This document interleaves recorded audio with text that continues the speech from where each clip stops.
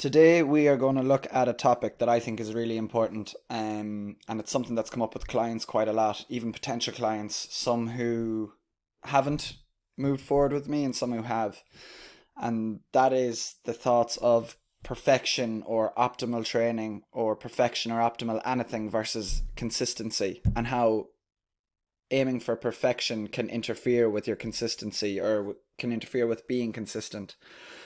So a lot of my videos before this have been about like training methodologies, considerations to make, touched on studies and different informative things like that. So I really want to give some real life examples and something that you can definitely relate to here.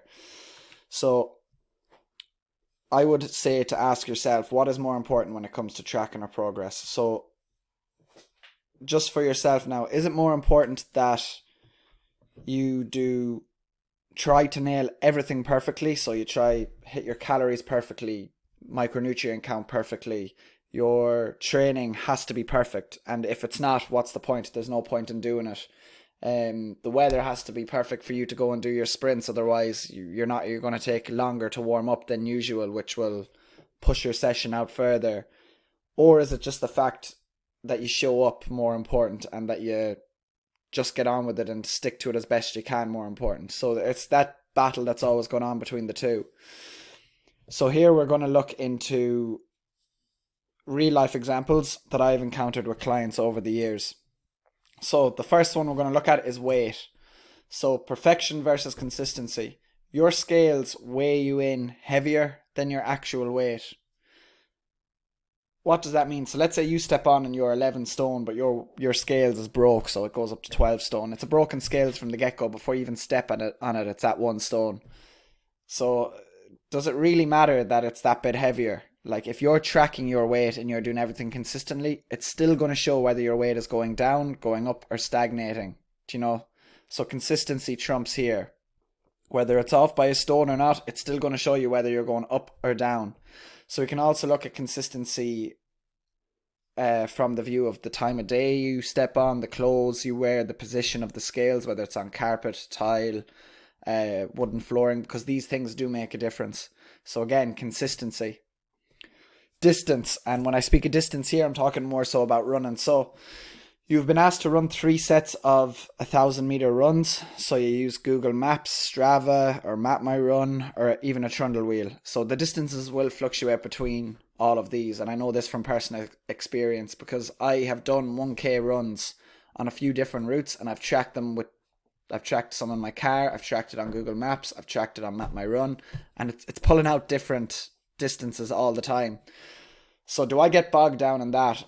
No. What I do is I say, this is my 1K route, or as close to as I can. I pick that route. That is my route that I refer to. So pick one route, pick one app, and just stick to that.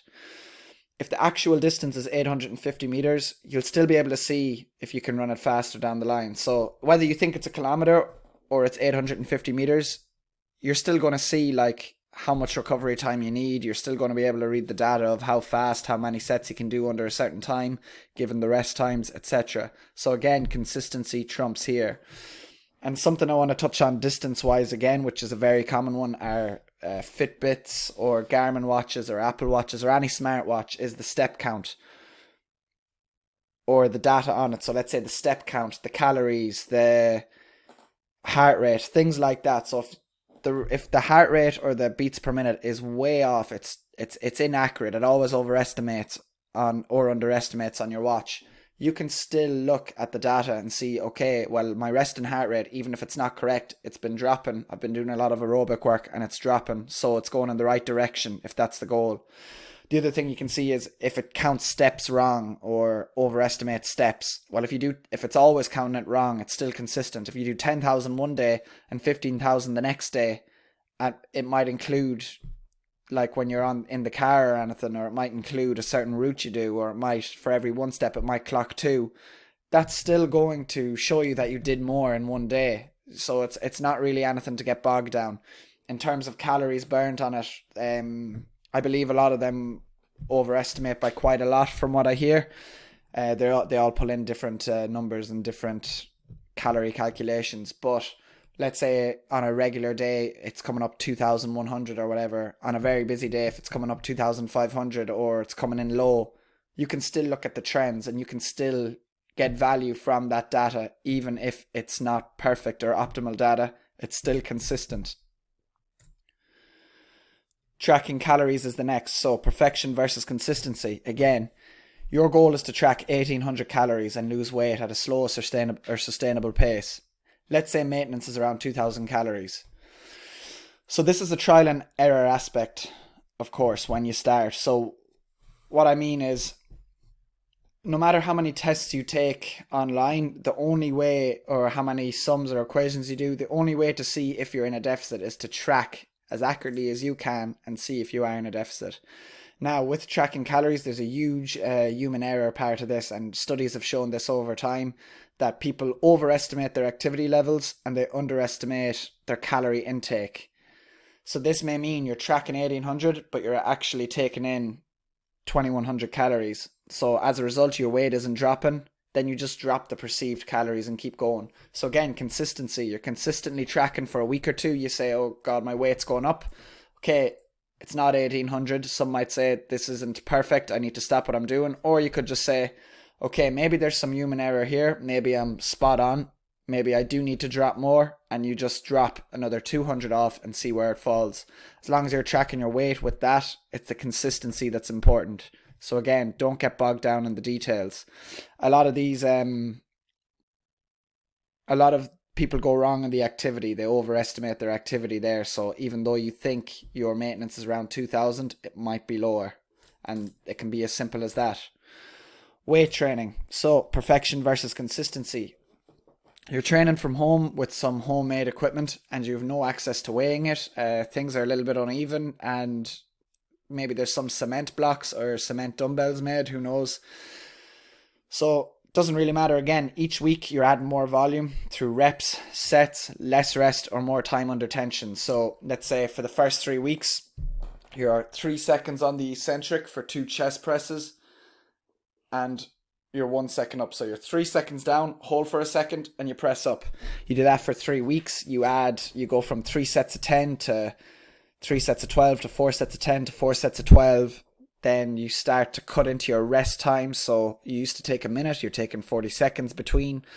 And then you move into a new block where you're going 4 seconds on the way down, hold for 3 seconds and pressing up, more time under tension.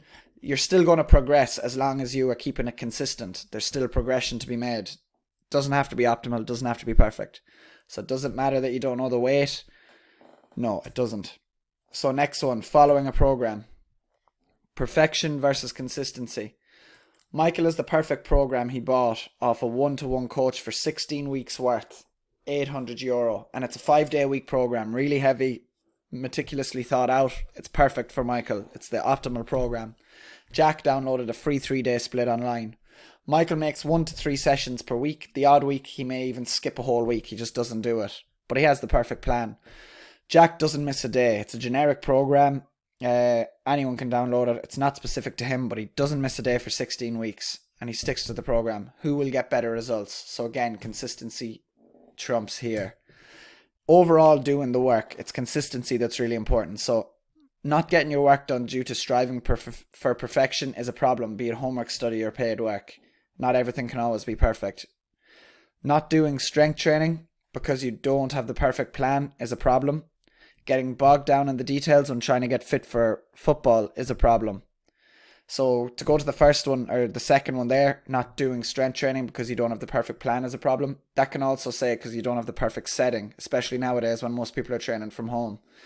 So if you're someone who loves to train with a barbell or gets full value out of strength training in a gym, and you're just going to stop and leave it at that because you don't have a barbell or you don't have access to weights, anything is better than nothing at that stage. Throw on the clock for 10 or 15 minutes, do 10 squats, 10 push-ups, see how many rounds you can get, revisit it in 2 or 3 days' time. It doesn't have to be complicated. It just has to be a form of strength training to get the benefit from it.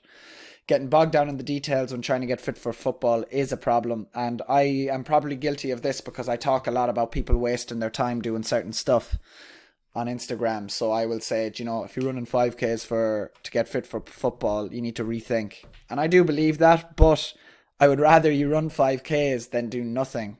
That is going to be much better for you than just doing nothing. So being optimal, as nice as it is, it's better to just be consistent and get some training done. So striving for perfection at every corner can be a problem, and from what I've seen with clients, it is a problem. People are always waiting for the perfect time. I'll wait till I start my new job. I'll live near a gym. I'll wait till I move. I'll live near a gym and I can get started then. But the stars don't always align like that. So I would say don't throw the baby out with the bathwater. Keep consistent. Just get started, and that'll be plenty. So consistency is a very important ingredient. And that's pretty much everything today. That's all I'm going to talk about on that. It will be something I'll touch on again. I just threw out a few real life examples, hoping that maybe some of you might read or see one or two of these and think, do you know what? That's me. I'm guilty of that. And yeah, main message: just be consistent. Stop looking for that optimal program or the optimal time to start. If you have any questions or want to ask about coaching or anything like that, I will leave a link below to my Instagram. That's where you'll catch me. I'll also throw my email address below as well if anyone wants to catch me on that. Goodbye.